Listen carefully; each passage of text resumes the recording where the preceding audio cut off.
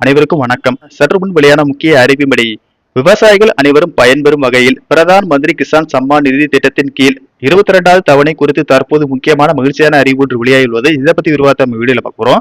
வீடியோவை ஸ்கிப் பண்ணாம பாருங்க. வீடியோக்குள்ள போறதுக்கு முன்னாடி இந்த வீடியோக்கு லைக் பண்ண பிரஸ் பண்ணிக்கோங்க.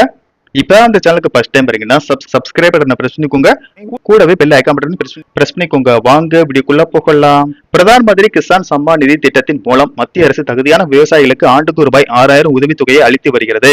இந்த தொகை 4 மாதங்களுக்கு ஒருமுறை ரூபாய் 2000 வீதம் 3 தவணைகளாக வங்கி கணக்குகளுக்கு நேரடியாக செலுத்தப்படுகிறது. இந்த திட்டத்தின் மூலம் விவசாயிகளுக்கு நிலையான நிதி ஆதரவை அளித்தாலும் தற்போதைய தொகை போதுமானதாக இல்லை என்று பல விவசாயிகள் கூறுகின்றனர். கடந்த சில ஆண்டுகளில் விவசாய செலவுகள் கடுமையாக உயர்ந்துள்ளன. குறிப்பாக விதை, உரம், பூச்சிக்கொல்லி, டீசல், மின்சாரம், நீர்ப்பாசனம், விவசாய இயந்திரங்கள் ஆகியவற்றின் விலை உயர்வால் விவசாயிகள் பெரும் நிதி சுமையை சந்திக்கின்றனர். இதனால் விவசாய அமைப்புகள் மற்றும் நிபுணர்கள் PM கிசான் தொகையை உயர்த்த வேண்டும் என்று மத்திய நிதியமைச்சகத்திடம் கோரிக்கை வைத்து வருகின்றனர். இந்த நிலையில் பிரதம மந்திரி கிசான் யோஜனா திட்டத்தின் 22வது தவணைக்காக காத்திருக்கும் விவசாயிகளுக்கு ஒரு நல்ல செய்தி கிடைத்துள்ளது. விவசாய அமைச்சகம் தலா ரூபாய் 2000 விவசாயிகளின் கணக்குகளை மாற்ற மொழி ஏற்பாடுகளை செய்து வருகிறது.